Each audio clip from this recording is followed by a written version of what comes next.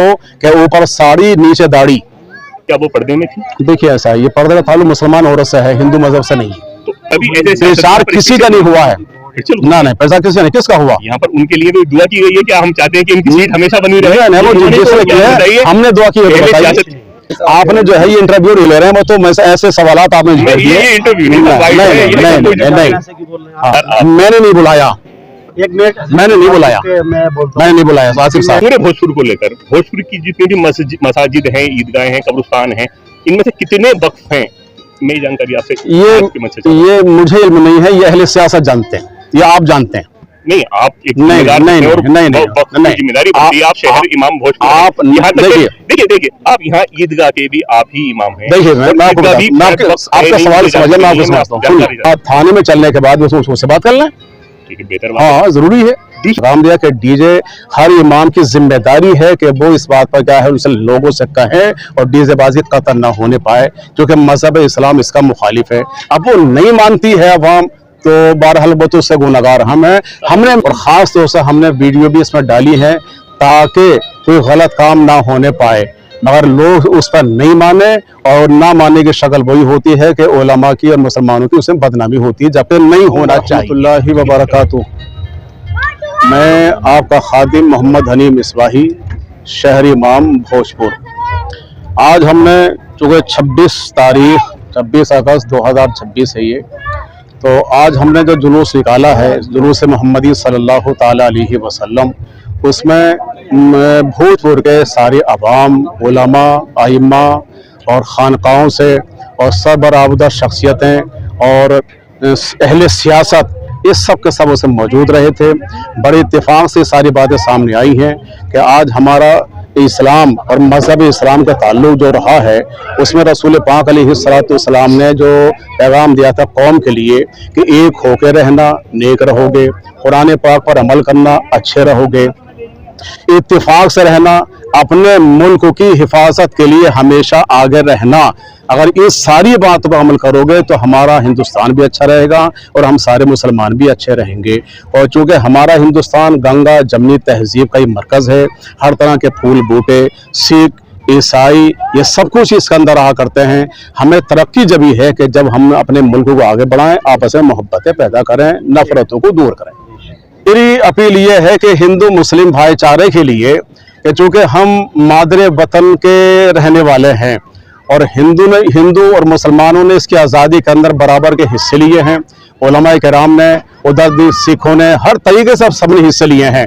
तो जहाँ यहाँ आने के बाद में हम सब एक हैं और सबको अपने हिंदुस्तान के ताल्लुक से सही तौर से मेल मोहब्बत रखना है ताकि नफरतें ख़त्म हो जाएं, बगावतें ख़त्म हो जाएं, इसलिए कि हम हिंदुस्तान के सही माने में चाहिए उसके शानदार ये चेहरे हैं।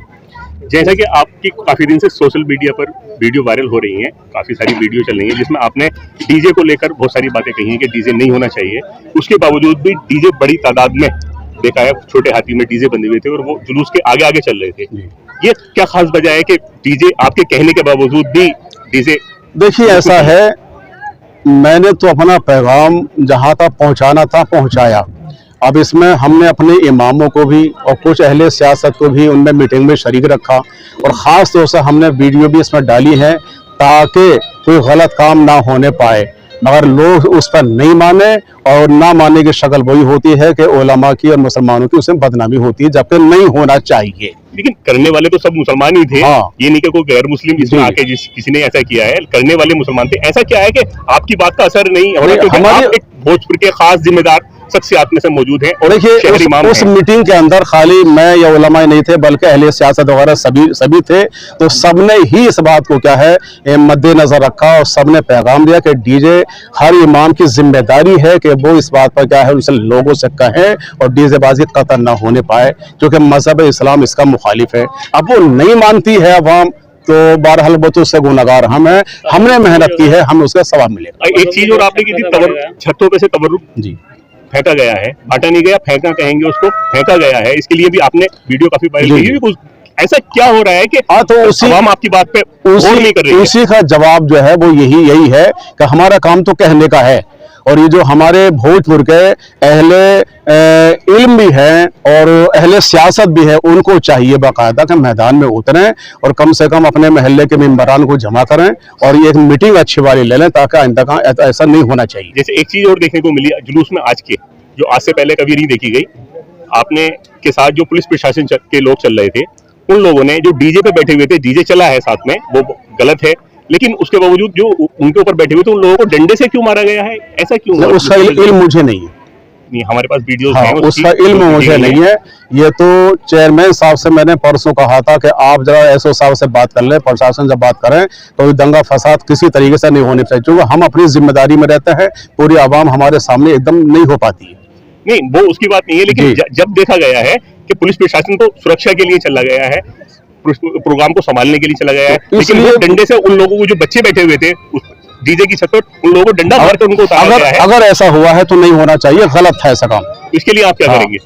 इसके लिए तो आप हजरत, ये मैं भी तैयार हूँ, आप भी तैयार हैं, सबके सब जो हैं वहाँ थाने में चलने के बाद उससे बात कर लें। ठीक है, बेहतर बात। हाँ, जरूरी है। दूसरी चीज, एक अहम क्वेश्चन है पूरे भोजपुर को लेकर, भोजपुर की जितनी भी मसाजिद हैं, ईदगाहें हैं, कब्रिस्तान हैं, इनमें से कितने वक्फ हैं? मेरी जानकारी आपसे ये मुझे इल्म नहीं है, ये अहले सियासत जानते हैं, ये आप जानते हैं।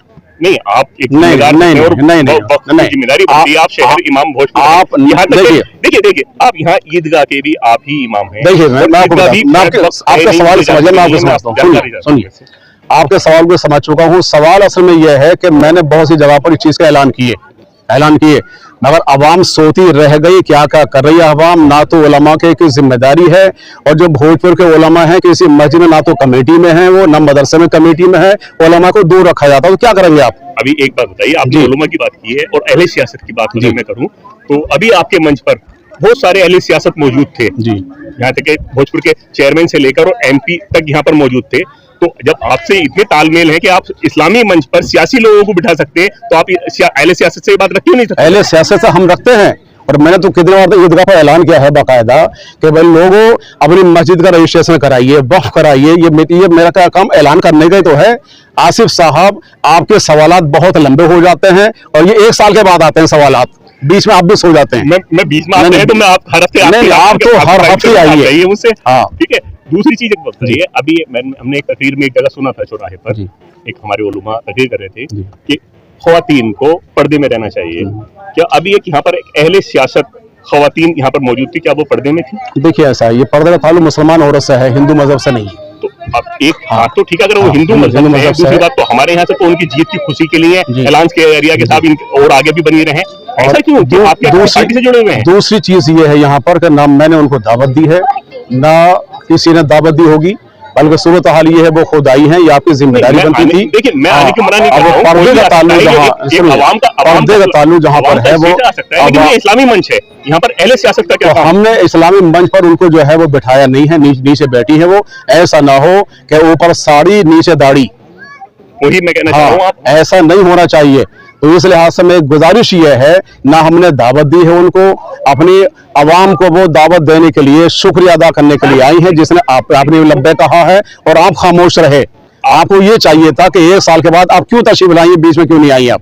मैं 1 साल या आने की बात कर रही हूँ, वो कितने चक्कर भोजपुर में उससे मतलब, लेकिन वो इस्लामी मंच पर अहले सियासत का क्या काम, और फिर आके बैठ गए, लेकिन अपना प्रचार कर रहे हैं। अब कितने लोग अहले सियासत में है, दाढ़ी वाले हैं, क्या इनको आप रोकेंगे? हम इनको आप नहीं, मैं स्टेट पाने से रोक रहा हूँ, प्रचार करने से रोक रहा हूँ। प्रचार किसी का नहीं हुआ, प्रचार किसी का नहीं हुआ, सभी प्रचार किसी का नहीं हुआ है। ना नहीं, प्रचार किसी ने, किसका हुआ? यहाँ पर उनके लिए दुआ की गई है, क्या हम चाहते हैं कि इनकी सीट हमेशा बनी रहे? हमने दुआ की, आसिफ साहब हमने दुआ नहीं की, हमारे मंच से दुआ की गई है जनाब। मैं ये नहीं कह रहा कि आपने की है, हमारे मंच से दुआ की गई है। वो नाजिब स्टेज का मतलब कोई जुमला उन्होंने बोल दिया होगा। कुर्सी किसी के लिए होती है, उनकी कुर्सी के लिए तो इस्लामी मंच से दुआएं की जा रही हैं, तो कुर्सी किसी लिए होती है। ये तो नाजिब स्टेज से आपने जो है ये इंटरव्यू ले रहे हैं, वो तो ऐसे सवालात आपने इंटरव्यू नहीं। हाँ, आपको ये चाहिए था कि उसी टाइम पर कम से कम हमको घेरता कि ये यहाँ पर क्यों आई? यहाँ के जिम्मेदार आप हैं। मैं जिम्मेदार हूँ, मैंने नहीं बुलाया, एक मिनट, मैंने नहीं बुलाया, मैं मैंने नहीं बुलाया आसिफ साहब।